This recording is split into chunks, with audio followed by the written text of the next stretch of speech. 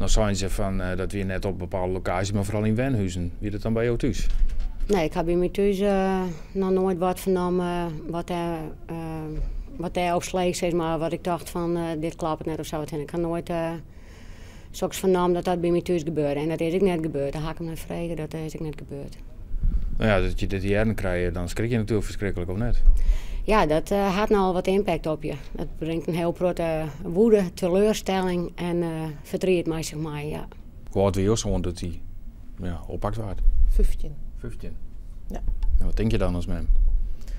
Nou, dan ben je in eerste instantie verschrikkelijk leuk.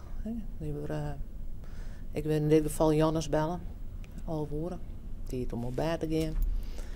En maar het verhaal dat mijn zoon oppakt is op verdenking van bezit van drugs of in handeling.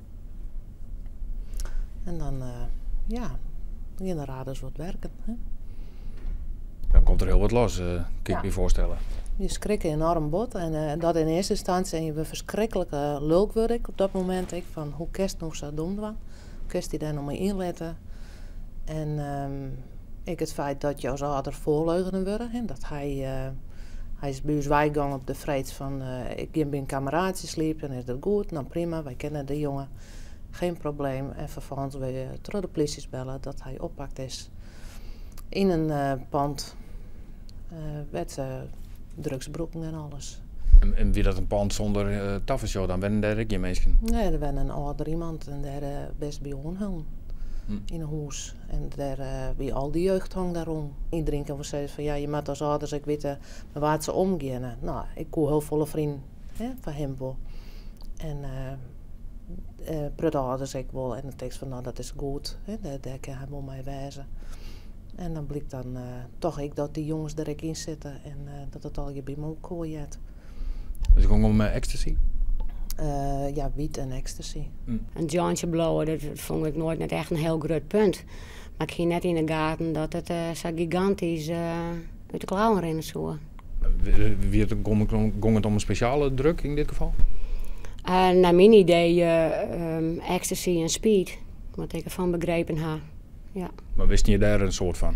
Nee, nou, ik bied de drugs op zich wel, die ken ik, maar zelf nooit broekt of wat voor uitwijk nou het echt had. Maar dat zijn dingen waar je toch van denken van, nou ja, dat doen mensen misschien een keer op een feestje of zo. Maar ik heb net het idee dat dat gewoon altijd maar van handen wezen koe of zo wat heen. Nee, dat heb ik net in de gaten. Maar hij verkocht het dus ook? Ja, dat wist ik dus ook net. Nee. Maar hij nam wel wat mij van vrienden. Ja, maar dat maakt het niet uit. Het bleef dealen. Al juist het gratis wijs, dan nog bleef te dealen. Ja. Maar het is net zo dat hij zijn eigen gewoonte daar toch bekostigen moest door het deal. Nee, beslist net. En ik kon hem ook helemaal niet zien dat er bulkte van het geld of zo. Nee, helemaal net. Nee, het ging nog net in grote verjaardag, zeg maar. Dus ben ik blij dat het nou op die hoop ik dan maar ontdutsen is en dat er dan daar inzicht komt. Waarom vind je het zo belangrijk dat je dan anoniem maar goed daar maar in de boeten komen? Nou, het had natuurlijk ook een hele andere kant. Dat is maar alles wat er gebeurt. Als je slachtoffer bent en wat je verdachte bent. Ja, elk ben had natuurlijk een heid en een mem. En je vindt het nooit net geweldig natuurlijk dat je ben ergens bij belutsen is. Dat er een slachtoffer is of wat er nou de dader is of de verdachte is. Het had heel wat impact op je hele huishouding, op je hele wezen. Ja. Wat kun je herinneren, wat wie het slimste, de ontdekking natuurlijk, maar wat het meest ontregelende wie is, zeg maar zeggen? Het meest ontregelen dat hij me dus opbellen dat er oppakt weer.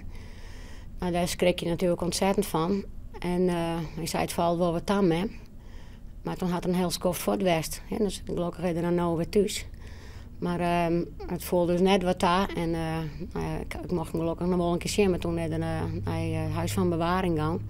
En hier is dat wel een heel skoft voor het west. Dus dat wie wel, vond ik op zich wel, bracht nou wat verdriet en bracht een protte verdriet teweeg. Net denken van mijn band dochter het net. Wij had ik altijd een hunde van waarschuwen. Op squallen hadden ze de voorlichting aan. Thuis gaan we het er vaak over gaan van jongens. En dan weten we een stuk op televisie zijn van nou, ja, nee, dat moeten we net hadden. Dat willen we net. Nee, dat denk ik er goed om.